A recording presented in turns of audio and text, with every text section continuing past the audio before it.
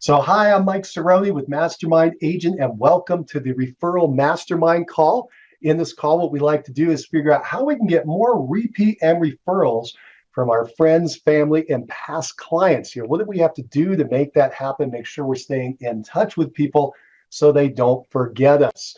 And this is an open mastermind. So, what we're going to do is we're going to open up and in a little bit and open up for the group because we've got a brain trust going here where we can get a lot of different concepts and answers to your questions on how to get more referrals. So be thinking about that. If you've got any challenges or any things you want us to kind of look at or think about, be sure to write that down so we can start that up here in a few minutes. We'll open up the dialogue in that direction.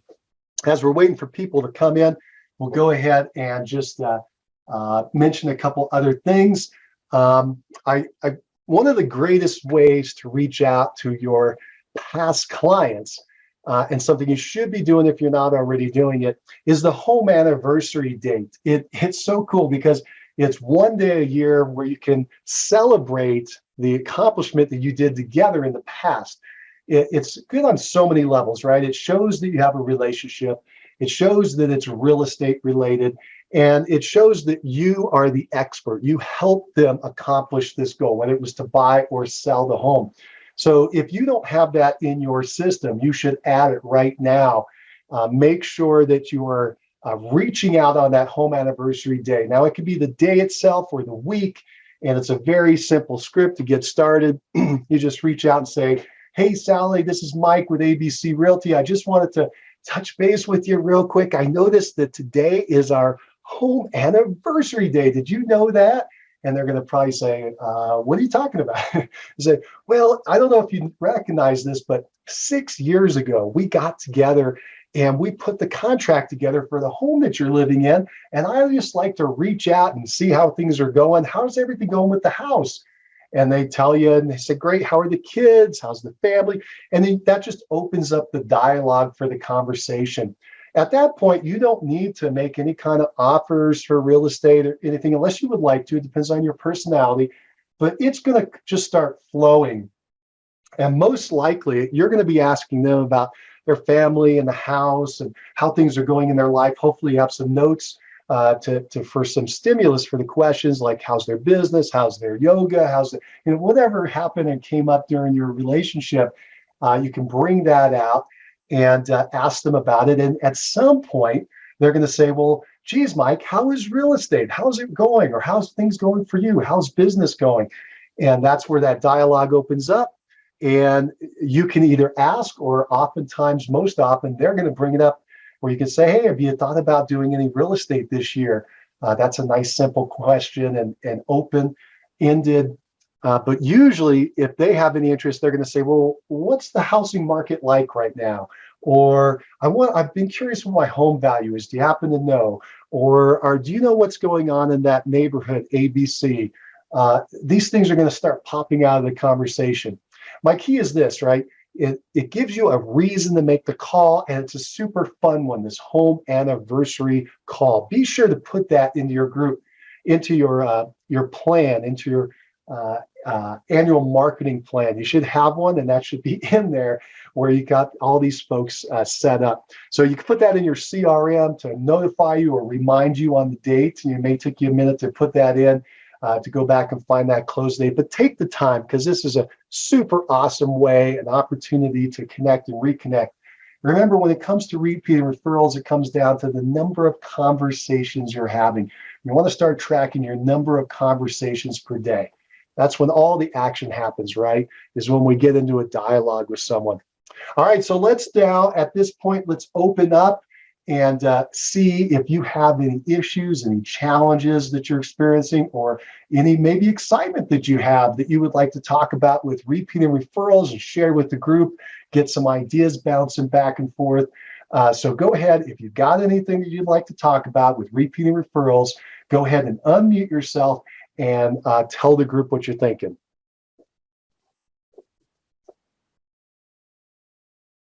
I can break the ice. Hey, Karen, how's it going? Good.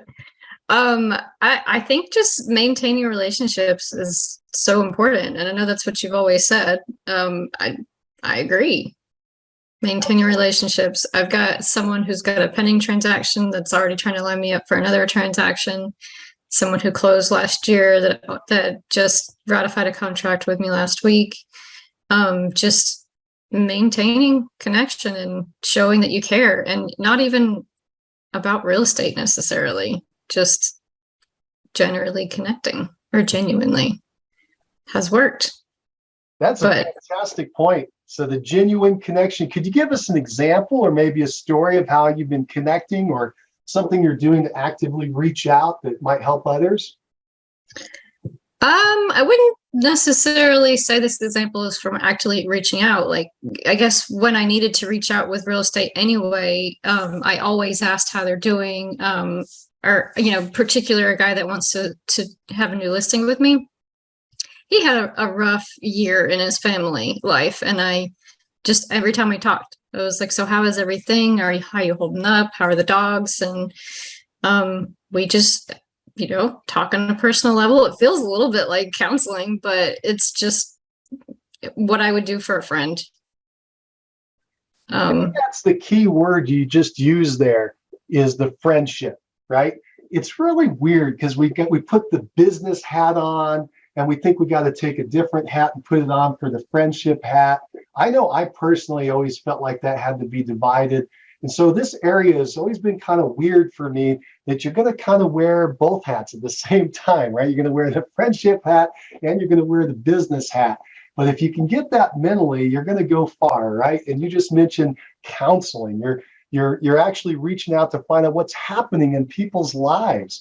And if you're a hardcore D, you're like, why would I do that? Well, okay, fine. For you people, you're going to ask these questions because you're going to find out there's a life change going on, maybe a marriage or a divorce, or they had a baby, or there was a death in the family, or there's these things that happen in people's lives where they have to make a change in their living situation. They got a job promotion, or they lost their job, or there's all kinds of things. If you're hardcore, well, that's the reason you're going to do it, okay? And that'll make you feel satisfied. Just be sure to be nice to everybody along the way. And if you're not hardcore, if you're more of an S personality, this is going to be more natural for you. You're going to reach out, you're going to touch people, you're going to find out, hey, how are they doing in their life? What's going on? Now, the ultimate goal is the end. It's going to generate some business, but it's also fun. I mean, you're reaching out and talking to your friends, you're talking to your family, you're talking about people you care about. And in fact, a high notice here, anybody on your list you don't like, get them off your list, or at least reclassify them, right? You don't have to talk to them. Call up and talk to people you like. So Karen, I really liked what you said there about the friendship aspect. Does anybody else have any input on that? Do you like reaching out to the friends? Are you able to start the dialogues easily because of that? Or tell me, how is everybody else reaching out? Karen just shared an awesome story there. What's everybody else thinking? Go ahead and unmute yourself. Let us know. Let's get talking.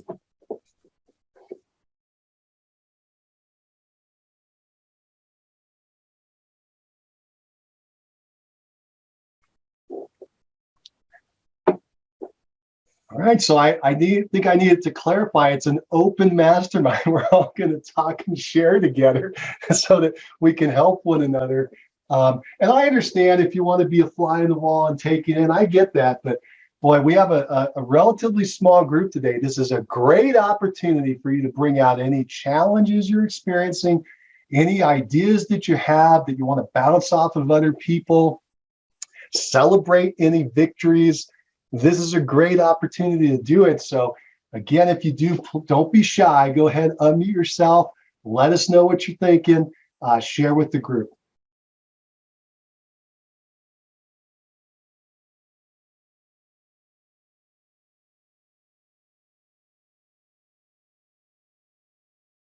All right. Well, here's my last ditch effort. So if you got something you want us to talk about, go ahead and unmute yourself. And let me look at this. I just saw a chat come in. Maybe it's something here. Been wanting to plug into these and check it out. Grateful for your ideas. Thank you, Sean. Appreciate it. Not where I can talk. In fact, got to jump off in a second. Gotcha. Do look forward to future participation if I'm in. Awesome. If you are welcome back. Of course, everybody's welcome to these calls. And thank you for letting me know, Sean. I appreciate that. And I should remember that sometimes you're not able to chat. But we do have our talk live. We do have this chat feature if you need to use that. Again, this is a great opportunity, though, for you to get an idea out there. If you have an idea you'd like to have us bounce around or share or talk about or think about, anything on repeat and referrals, this is a great time to do it. Just go ahead and unmute yourself. Let us know what you're thinking, any challenges you're experiencing, or any successes you're having with repeat and referral.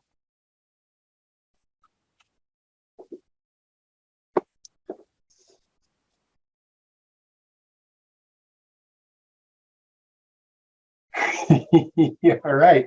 I'm going to make one last idea, and then we'll wrap this up if we don't have any traction.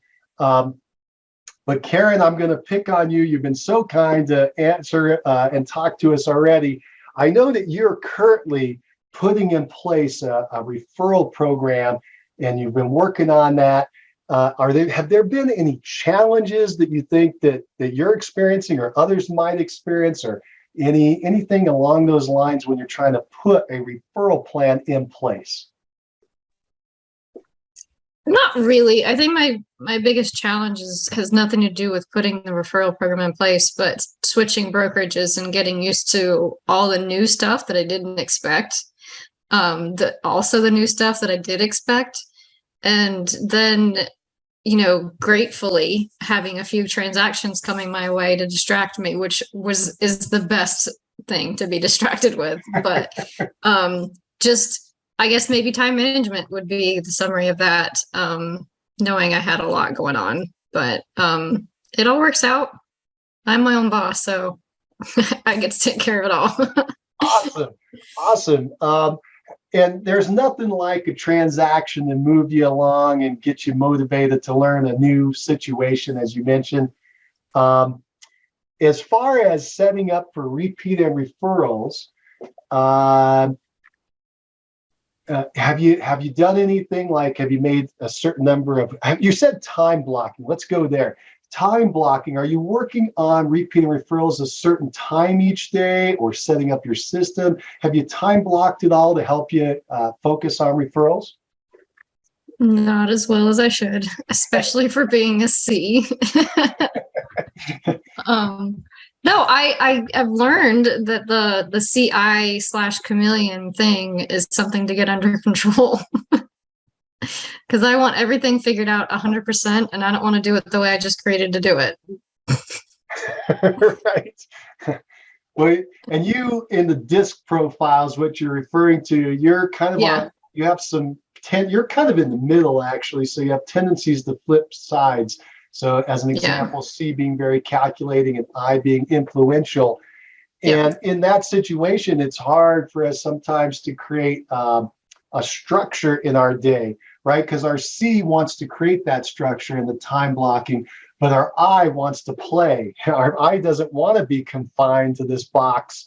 And so that's where you've got to really say, you know what, right now, I'm going to be in C mode. And you might even use those words. I'm going to be in C mode. My wife and I like to use the term dialing up your D. You're dialing up your D when you want to take some action or you have to confront a situation. We all have each of those disc profiles in us in some amount. It's can we pull it up and get ourselves moving forward in the right direction. And we need all those different profiles at different times in our life. It's just where are we comfortable the most of the time? That's the thing to know. Yeah.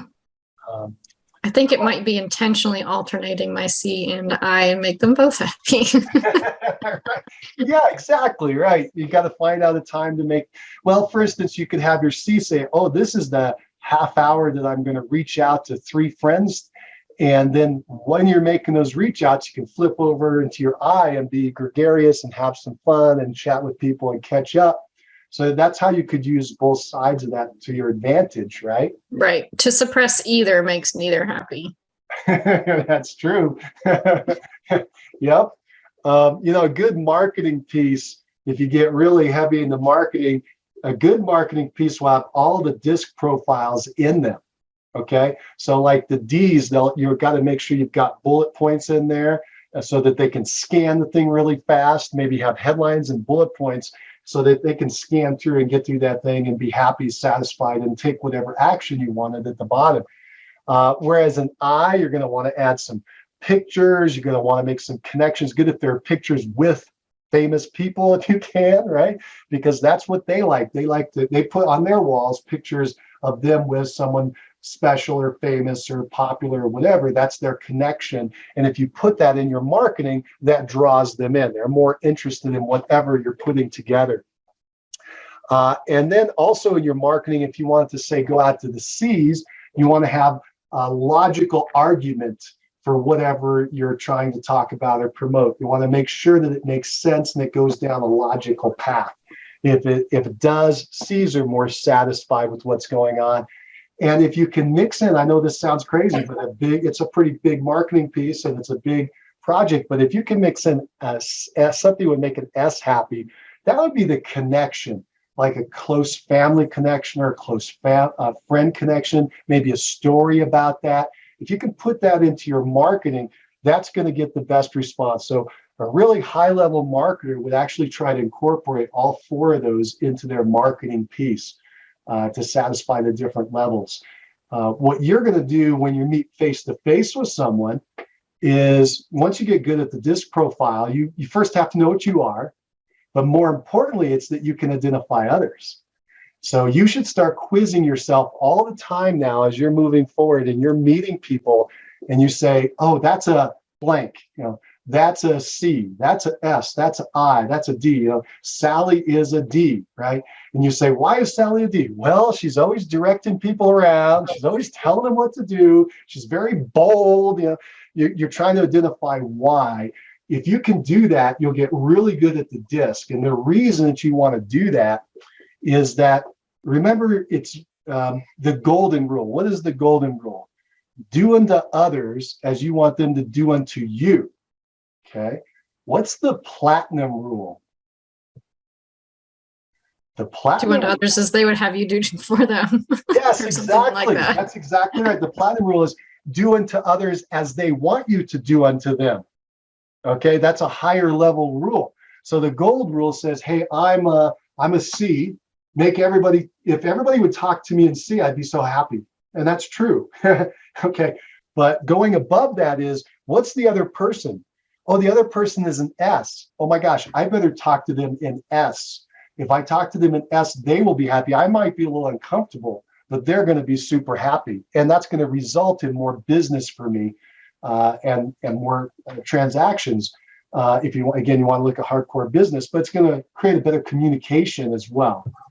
So remember, for instance, S's and C's like to slow down their conversation a little bit. They don't like fast talkers. They think they're city slickers out to burn them. Okay. And D's and I's do like to talk fast. They want to talk 100 miles an hour. And if you talk too slow, you must be dumb. So you've got this conflict if you're on the opposite end of that. And all it is a communication style, but you want to learn it so you can adapt to who you're talking to. One final little idea there on listing presentations, because I used to list a lot of homes, is you typically have a couple in front of you, often a husband and wife, and you'll often have two different styles, okay? Whatever they are, there'll be two different styles. And my experience was to speak to whoever the S or the C is in their language, because the D is going to appreciate it and so will the I, okay? So if she's the D, and he's the S, I'm going to talk to him in the S style, okay? Because she's going to appreciate that I'm helping her spouse. And you can flip that around too. I've had it the other way, right?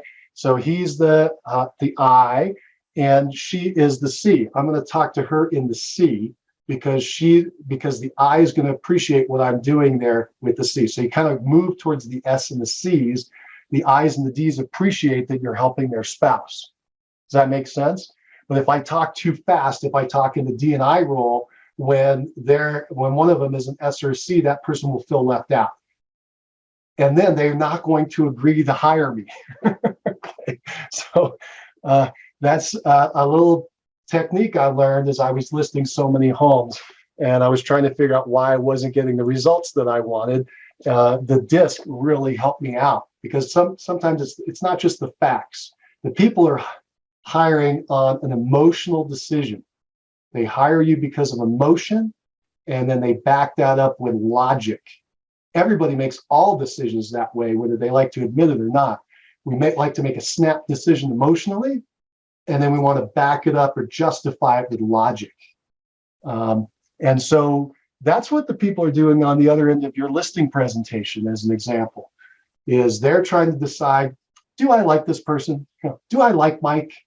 Okay, they don't want to say that. They'll say, okay, Mike, how many homes did you sell? And what was your pricing? And what do you think this home is worth? And what are you going to do to get the home sold? But inside, they're really going, do I trust Mike?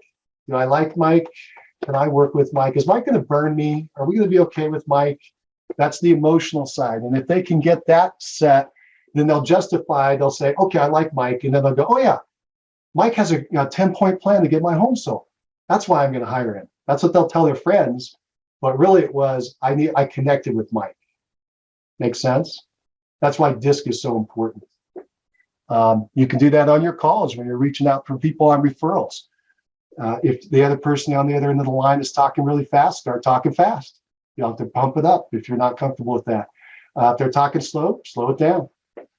You'll connect with them more. They'll feel more comfortable, and then you can actually get the information that you need to transfer back and forth. Okay. Hopefully that helps a little bit. All right, so we've got some folks here. I'm going to do this. We've got an open mastermind going. If you have any ideas, comments, thoughts, issues on how to get more repeated referrals from your friends, your family, your past clients, let's talk about it. Open up, unmute yourself, let us know what you're thinking, and we'll all brainstorm on the topic. Go ahead.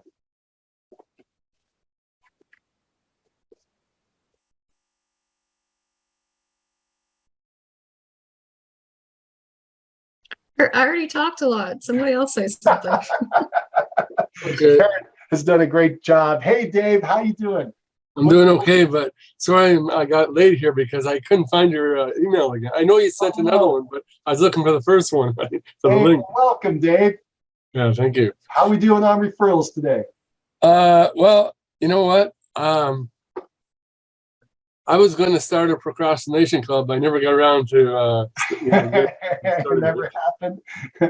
You know, you always want to, like, I don't know, when I'm trying to call people, I'm trying to help them, right?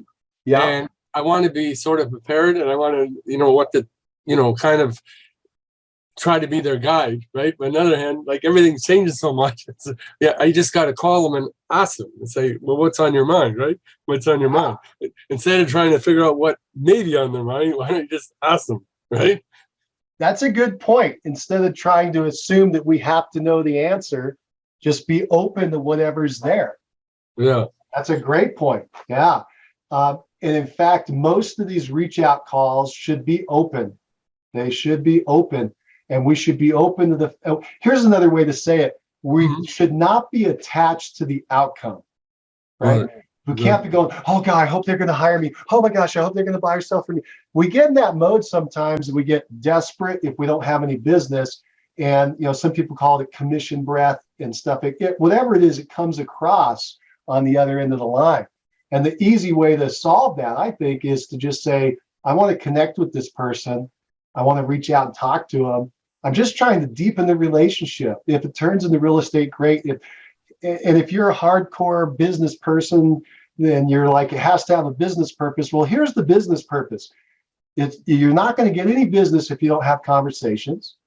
And you're not doing anything else that was generating any business anyway. Obviously, you were just sitting there. So why not open up a dialogue and start a conversation?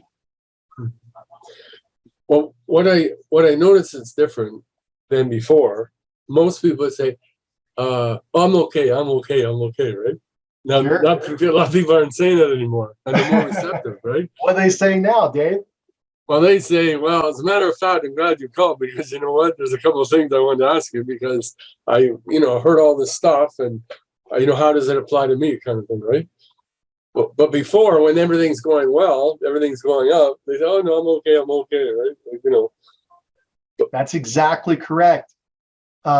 Here's something I did. I should have mentioned this at the beginning. I'll tell you again. I got to pull the math up wherever it is, but I actually did the math with how many people, and this is for the United States, but Canada is going to be the same. I did the math on how many households there are in America. Okay, I just went, how many households are there? How many homes, like single family homes? So that's houses, condos, townhomes, but households, people that they live in a property that they own. I should have clarified, home owners in America. And I figured out that number, and I have it off the top of my head, but I'm not going to say because it could be wrong. But I did that number. And then I went ahead and I researched how many homes sold the prior year, how many transactions there were. Okay.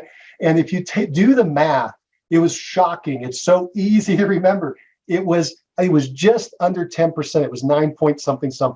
So it's about 10% of the people move every year. Keep that in mind. 1 in 10 of the people that you talk to are planning on moving. Okay. And so that might help you when you're trying to make these reach outs, right? You're calling people up and they're saying, oh, I don't want to do anything, or I have no interest at this time.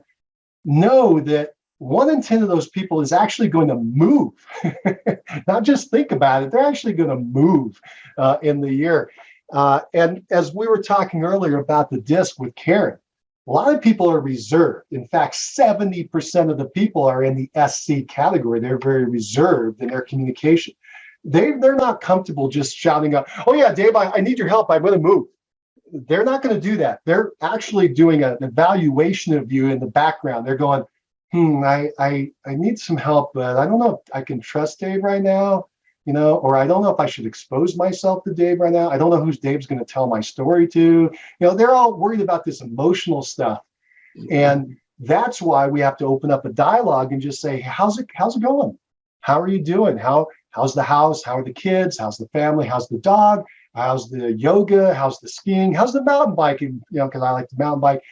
Whatever is connection in their world, open it up. First, they're fun topics for you and for them. Second, it creates trust, right? It creates that connection and the trust, so that if you go down that line with them, 30 minutes in, I hope you're not on that long, but 30 minutes in might be the time it takes for them to go, well, you know what, Dave, I was kind of wondering about what my house is worth, because, my wife just lost her job and I kind of need some help, and we're thinking about downsizing, right? It might have taken that long to connect before they could reveal what their problem was. Make sense? Another thing, when I compare Canada and the United States, okay, San Francisco. San Francisco is the only place I've heard of, or New York, that has the price we have, right? Sure. Yeah, you're in Toronto, right? Yeah. Pretty high price. $1 million average price or something? $1 million average mortgage, they're my price. Yeah. Now that is Canadian dollars though, but they're it's just Canadian. They're pretty close. They fluctuate. Yeah. Yeah. But what I'm saying, okay, well, I bought a house in 1983, right? And it was in a recession, Yeah. and it was there was a little bit of UFI. Do you remember UFI? Formaldehyde foam. It was. Oh yeah, it was right. Yeah, a long time ago. When they first found out about it, the house was unsaleable. If they didn't have UFI, they couldn't sell it at all, right? But then after a while, they just said, well, it's no big deal, But anyway, so this house had UFI, and it was under recession and was under power sale, okay? So I got the house. It was 12.5% variable mortgage. Variable. 12.5. I hope everybody heard that. and 6 months later, it was 17.5, right? Oh my gosh, yeah. But the house was only 39,000, right? So you can make it work. Yeah, so it went from 440 the payment to 5, either 23 or 73, something like that. But if you just put zeros on those numbers, it's crazy, right? More dramatic, sure. But I think, okay, I mean, I don't want to, I try to be, That's why we put caps and collars and only move once a year on our variables. But yeah, okay. I try to be optimistic, right? But the way I say it is, okay, the first 6 months of this year were the worst 6 months in the stock market ever in the history of man, right? And then, Well, but it's been tough, sure. yeah, but when I think in real estate, I don't think we Canadians are going to a recession. I think we're going into a depression. I don't think so. I don't think we're depression. I gotta stop you there. I don't think so. Okay. But go ahead and make your case. But I would not agree we're going into a depression. Okay. That's 25% unemployment stuff. So we're not. But in '89, the prices dropped 30%. Almost right away, and then they kept drifting down for 6 or 7 years. But the interest rates were 12.5%. So all they had to do was keep knocking the interest rate down, and eventually it would pump up the market. And then it did. Like when we got You're our right. house, That's a tool that they don't have because the interest rates have been so low. Yeah. But okay. Let's just take an average house. Okay, a downtown average house. The guy was $999. He bid it up to 1.5 million. And now it's worth 1.2 million, and the interest is going up, like literally, like every, I mean, and what's he gonna do? Like, okay, his $1 million mortgage used to cost $4,000 a month. That was the lowest interest, right? Yeah. And it's actually triple, but let's just say it doubled. That's 8,000. So what are you going to do? Are you going to pay 8,000? Probably not, right? Maybe you pay 5,000, and the other 3,000 will reverse mortgage, and then the prices are coming down, right? Like who can deal with that? Well, hopefully not all your people are in variable rate mortgages. They were able to get into fixed rate mortgages, right? Let's start there. And secondly, you're talking about negative amortizing loans and so forth, which most people don't have. They would just actually go into foreclosure. I don't know what the fallout is going to be, but you're correct in that the market is getting shook up right now because the interest rates are increasing and it's slowing things down. And the question is, what I think is interesting with this point is, what are you going to do with your dialogue when you're calling up and talking to people that may be in these situations? And here's my ultimate answer. This is why people need a professional real estate agent, right? They need help and advice working through these waters and understanding what they can do, because a lot of them did get thrown into some weird mortgage. It was really bad, before the last recession, and depending on where you are, 05, 06, 07, 08, whenever you fell into it, because of all the subprime loans and crazy loans that were out there. But that's not true this time around, right? Most people don't have these crazy wild loans. We started a very low interest rate. So for instance, in America, if you do, most loans are going to have a 2.6 if they're variable rate. If they happen to get one of those, it's only going to go up a maximum of 2% in any given adjustment and a total of 6 points in the lifetime of the loan. So if they started at 3, the next year, the worst it could be is 5. And the worst it could ever be over the life of the loan is 9%, which sounds high if you started at 3. But my whole career was between 7 and 10. So I know people make those payments all the time. But you're correct in that their expectation might have been with the lower payment. As rates go up, it becomes harder, but that's true in all markets when things go up. What was also interesting about your story is that you were buying and selling homes when the interest rates were in the teens, right? And I met many people when I first started who had an 18% mortgage or a 21% second. They had crazy things, but that's what they were doing to make things work. They got into the home, they built some equity, and then they were able to refinance it down. Some people weren't able to hold on, but most people were. And so if you're running into these people, you got to talk them through what their situation is. So let me go back to that big point. When you're now talking to your people, they need you because these are rough waters. They need a Dave who's been in the industry for 3+ decades, right, Dave? They need somebody that can say, oh, I've seen this before. This is how we solved it before. This is how you can solve it again. You're the calming water, okay? Here are the options I see for you. Be sure to bring that up.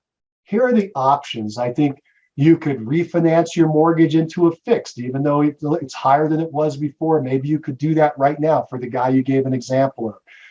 You could sell the home, maybe take a small loss now instead of a big loss later. You could ride this out. Did you have any other income streams? Do you think about renting out a room in your house? You could start walking them down through and be a solution-oriented person. Do you need me to get you in touch with my mortgage person to help you look at some options there? Do you need me to talk to contractors for building out your unfinished basement and turning it into another apartment or mother-in-law apartment or something you could rent out? How can I help you get through this challenge? Right? That's what they need to hear, because that's what a friend's going to do. I'm not a flim-flam overnight real estate agent who's going to come in and go, oh, well, you're just screwed. See you later. And then run away. Okay. I'm going to try to help them solve their problem. And they're going to remember that, whether they took action today and we actually solved their problem or not. 6 months from now, 3 months from now, a year from now, they're going to run into a friend who's thinking about buying or selling.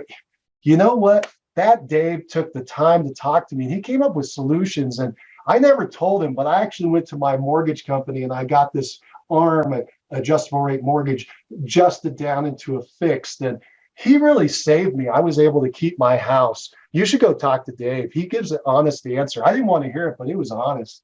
Yeah. You know, that's what you want people saying about you, right? Exactly. Yeah. So the other way to picture it is you're investing in a piggy bank, the relationship piggy bank. You're just dropping some coins in. You're just building up that coin, building up that asset. You're helping these people. It's feeling good for you, but you're building up the relationship. Exactly. And that's where you get raving fans. That's where you get people that are just referring you left and right. And you can't keep up with the business because you're always doing the right thing, right? Yeah, that sounds good. I like what you brought up there, Dave. Just remember to keep solution-oriented. How can I help these people solve their problem? Because if you watch the media too much, the media gets pessimistic, right? That's how they sell media. That's how they, in the old days, they sold newspapers. That's now how they sell advertising on whatever, is they try to make it the worst case ever and the worst this, that, and the greatest this and the greatest that. And they amp everything up to try to get eyeballs to watch them. And our people are watching that. Our people in our sphere are watching that stuff, and we're watching it. We're getting sucked in sometimes too. I'll give you another good example. I just read email from one of the email newsletters that gets sent out, and it said, listings are down. Nobody's listing their house. Listings are off. It's the worst thing ever. I don't know how anybody's going to ever survive as a real estate agent because nobody's listing their house. And then you read down into the article, listings were off 1.5%. Yeah. That's like nothing. And then you read it down a little further and they said, oh yeah, right now in America, in the US, there was 1.28 million listings. Like, you made it sound like nobody was listing and there were no homes for sale. Just a couple. That's a lot, right? So you can't buy into that mentality. You got to be you got to guard your mind. You really have to put a protective shield around it and control what enters it, because it'll affect you. It's affected me in my history. I know it's affected you in your history. You got to go, no, wait a minute. What's really going on? And the next step, you know, that platinum rule idea is, what's going on in the mind of my people? What's hurting them right now? You can even do that in your marketing, right? You could put out the positive messages. You could even just like give a story I just did. You could write that as your message. You could say, oh, I just heard on the news that listings were down, blank, and it was all terrible. But you know what? I did the research, and here's what it really is. Okay. So if you're thinking about buying or selling a home, let's talk. I'll give you the straight scoop, right? Straight scoop. That might be a little tagline you use. I'll give you the straight scoop. I'll give you the honest answer. That's what people want. That's what people respect. And then, of course, when you talk to them, you have to give the straight scoop, which isn't always pleasant. You might have to say, you know what? I don't think it's the right time for you to move. Everything you've told me doesn't make sense. You need to stay put. Here's why I'm saying that. I'll do whatever you want, but I really advise that you stay where you're at for the next 2 years. Okay. And here are the reasons I'm saying that. You just bought your home 3 months ago. Okay. Yeah. You don't have any equity. Yeah. You are not moving for a job or any other reason. Everything is fine in your life. You're just scared. Just stay where you're at. Everything's going to work out. Let me share with you the long view of real estate. Real estate appreciates at 7% over the long term. Annually, it's 7% over the long term. But in any given year, it could go up or it could go down, or it goes all over the place. If you play the long game, it's going to play out just fine. Do you really have to move right now? Well, not really. I just got scared. I know. It's like the stock market. You sell when your stocks are down, you're going to get crushed. You got to wait and let it bounce back. Okay. Anyway, does that help? Yes, thank you very much. Thank you. You're welcome, Dave. Thanks for bringing up the idea. Hey, does anybody else have anything else they'd like to chat about? We're coming up to the end. Now's your last opportunity to throw out what you'd like us to chat about in the Referral Mastermind. I'll even open it up at the very end to any topic you'd like to talk about being a great real estate agent. If you have anything, unmute yourself and let us know. Hi, I just have one comment. So I think at this time, I have a few clients who are kind of on the fence if they want to list or not. And like you say, they're really reading into the news. They're watching all the news channels. They're getting a bad feel for the economy, and they're thinking that they're not going to get the money they want. I'll give you one example. We have I have a client right now who's been in the market for maybe 20 days. She's priced right. We've had plenty of interest, 2 offers. But the price point of the property is kind of more of like a first time or a downsize range of budget.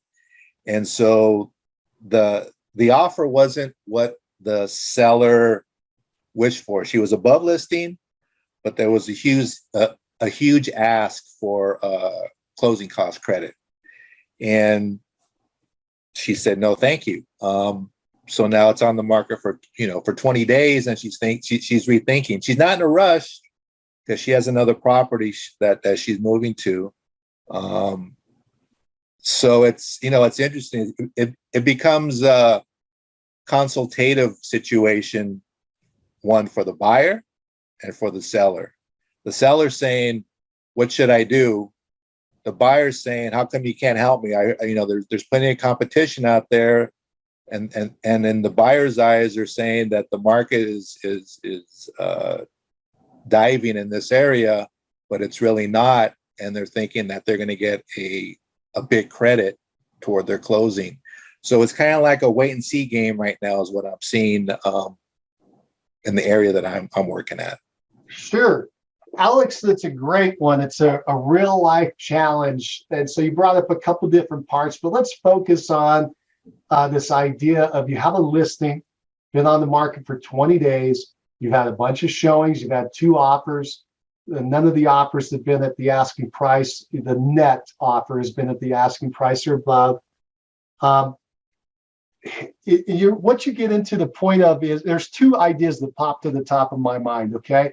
One is how motivated is the seller to move? And in these kind of markets, as the market slows down, we really want to pinpoint the motivation of the seller. When do they want to move? Timing, capacity. Do they own this home, and do they have, what's their debt structure on it? In this case, for listings. And then finally, the motivation of why. Why are they actually making this move? What's on the other end for them? What's the draw or the push to get them there? And I bring that up because you got to know that information to help them make a good decision. And the way you do it is you create alternative choices. So for instance, when you had the offer that was above full price, but they asked for closing costs, the thing to ask the seller is, our market is changing right now. It is changing because interest rates are going up. The Federal Reserve did, in fact, give facts. The Federal Reserve raised the interest rate 0.75, so 3/4 of an interest, 3/4 of a point up. That does affect affordability for people. Everybody expects the market to slow down a little bit, and so do I, but I don't think it's falling into the ocean. I don't think it's going into a depression, but it's definitely slowing down. So let me ask you, this is going to net you this amount of money if you take this off. You got to run your math. You got to have a net sheet, okay? Make sure you run the net sheet and you show this is the number you can walk out of closing. You got to have that information. Here's the price. Here's the paying off your mortgage. Here's the cost of all the transaction. Here's my estimated net for you, $50,000 or $3 million, whatever it is. And you say, the first question you ask is, can $50,000 get you to where you want to go? Can $50,000 get you into the next home? Yes or no? Well, yes, but I want more. Or no, it won't because it's not enough. Okay, well, we got to know what the number is. Okay, well, good. Let me ask you this. If this offer goes away and the market changes and you don't get another offer before your new home is ready to go, what are you going to do? Yeah, I mean, I've already had that conversation. You know, is there going to be an adjustment? Is there going to be some sort of incentive that you're going to put, you know, update onto the MLS? You know, the client has drawn their line. They go, okay, I'll help, but only up to a certain point. And so there was like I don't know, $2,500 difference. But I guess my conversation should have been, you never throw your own money in, Alex. I heard you say I help. Are you saying you're going to throw your commission in? No. I think I'm talking about the both clients. So Okay, there was a $2,500 difference. I never throw my money in. You should have the same policy. Pardon me? I just want everybody to know my policy is I never throw my commission into the negotiation, my commission or the others. The other agents sometimes will do it. You never do that. You keep your commission yourself. This is between the buyer and seller to work it out. You know, right. No. Just throwing that out. No, exactly. Yeah. I wouldn't do that either. Some do, but I haven't. Do not do that. No, it's a slippery slope.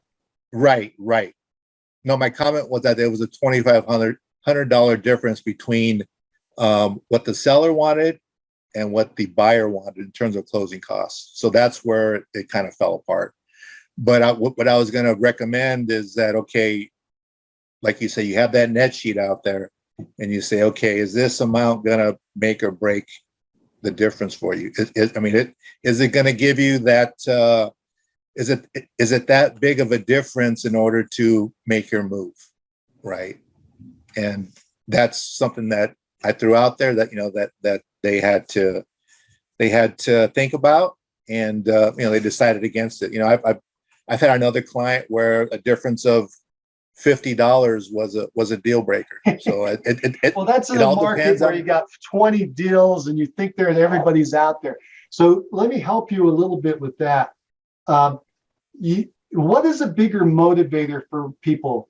The opportunity to gain or the fear of loss? Which do you think motivates people more? That they're going to give you a better example. I'll give you $1,000 or I'll take $1,000 away from you. Which is a bigger motivator? I think it's, well, I don't know. And the clients I've dealt with, it's the loss. Everybody, it's the loss. Nobody wants to lose what they already have. So remember that when you're talking to people, because remember, you're just trying to help them with these decisions, and you have to phrase it in a way that makes sense to them. But usually the fear of loss is more valuable to people than the opportunity to gain. So in your example, when you have the $2,500 in the difference on the table, you need to ask the seller, okay, I understand what you're saying. And first of all, you always have to say I understand, because they may not think you understood what they said. You say, I understand what you're saying is that if you don't get the $2,500, you're not comfortable moving forward. Here's my question for you.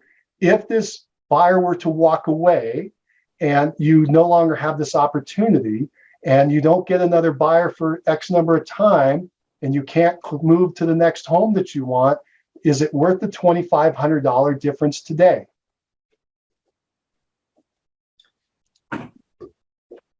Exactly. Okay, so you've got to keep putting them in harm's way because that's what's going to happen. You're just trying to future cast, right? Because if you believe that you've gotten to the point of the negotiation where you can't push the other side anymore, then you have to present it to your client as, hey, this is what I'm seeing out there as your advisor in the market. You can decide anything you want. I just want you to know what I'm seeing. Things are slowing down. We've been very lucky to have 2 offers, but I'm not sure that that's going to continue at the same pace. Maybe it will, maybe it won't, but here's why I don't think so. Need stats. Number of days on the market is increasing. It went from blank to blank. The number of contracts in the market last month was this month is this. So you're going to back this all up with stats, right? This is what I'm seeing out there trending in the market. You told me your timeline is you want to get into your new home in 3 months.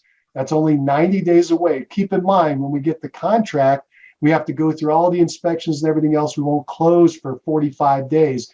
If it blows up, we're only going to have one more chance to get there from here. If it goes through, cool, you got all your money. But if it doesn't, we've got to get it back on the market and listed again. You got to start future casting them out into the future of what these opportunities are and what the risks are if they walk away today. Exactly. The other thing that you're going to get, Alex, I know we talked before, you're kind of getting into the business a little newer, but you're going to have stories to share. You'll start to get experiences to share. And what you should be looking for is other people in your office that you tell this to. They may have a story to share, but you'll eventually have one that says something along the lines of, you know, this sounds exactly like Sue and John. I was trying to help Sue and John sell their house. Things looked good in the beginning, and we got this offer early, and it was a little less than they wanted, but it didn't. They just couldn't stomach taking a little bit less. We rejected the offer. Then they sat on the market for the next 4 months. Their contract on the other home fell out. They weren't able to get it, and eventually weren't able to sell their home. It is now 5 years later, and they're still living in the same house. The whole thing crashed and burned on them. I don't want that kind of thing to happen to you. Now, you got to give a real story. Okay, I just made one up there. You can't just make up a story, but you're going to have these stories where that actually has happened. I can think of things where this has happened in my history, and then you can share that with them, okay? Sure.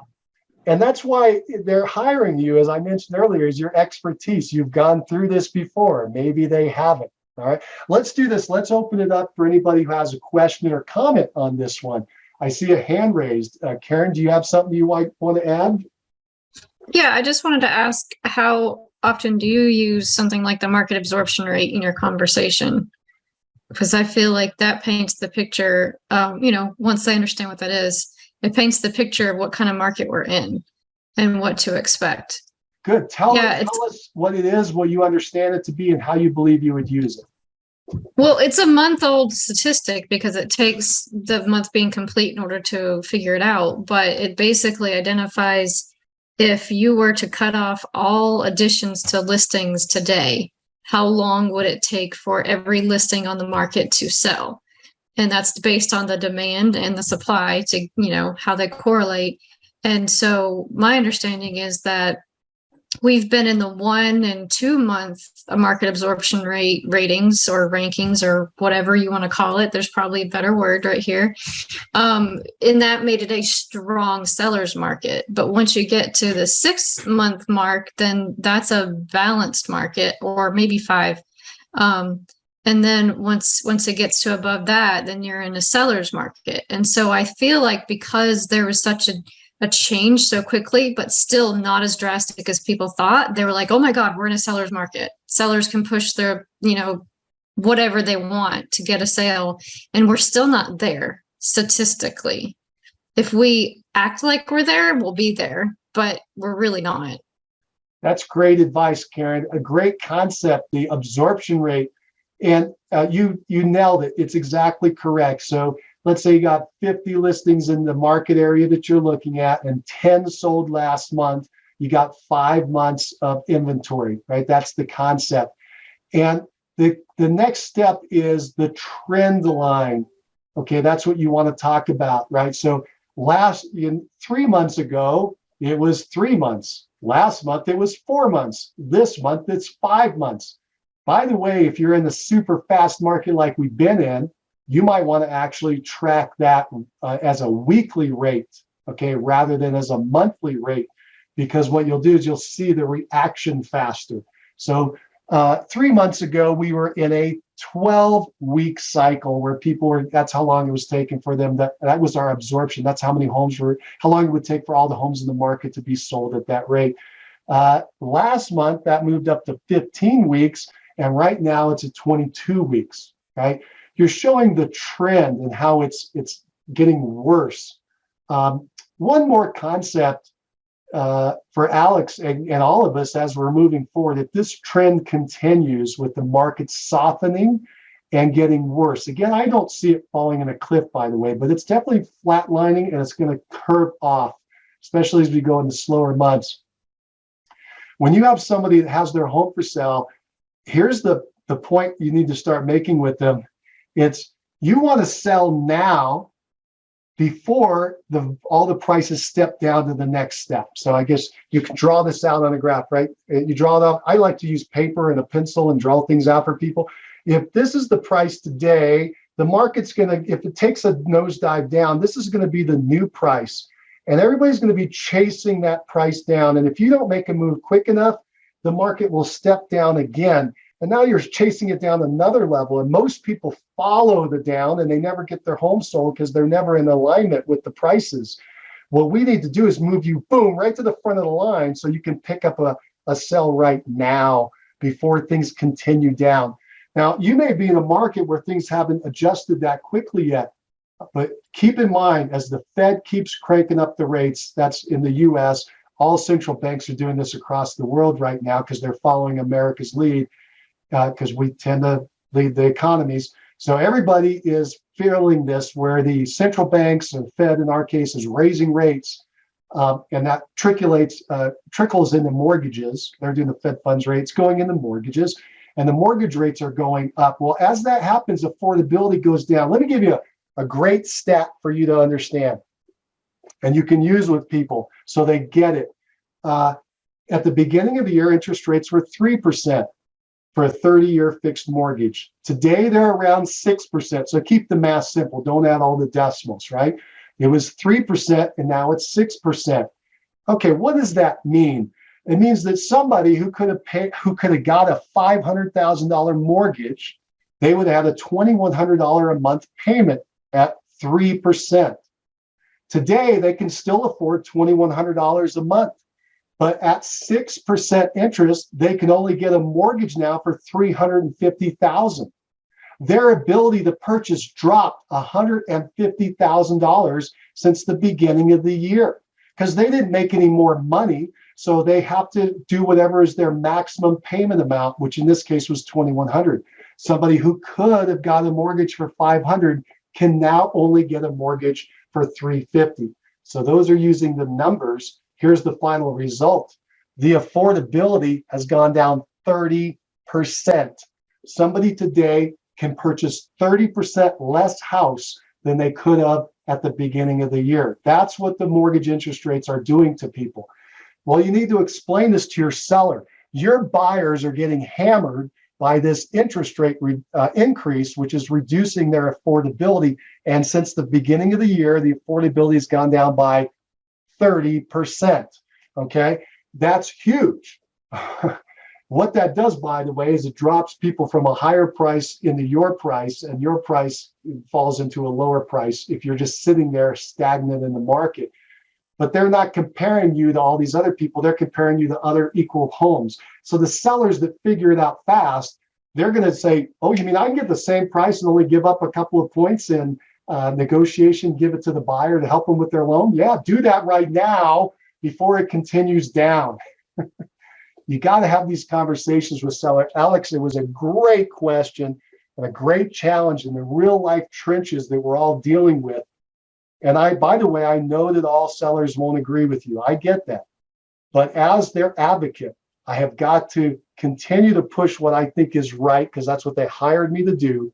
I'm going to show them alternatives. By the way, let me tell you one last thing. I believe that as the real estate agent, you control the process.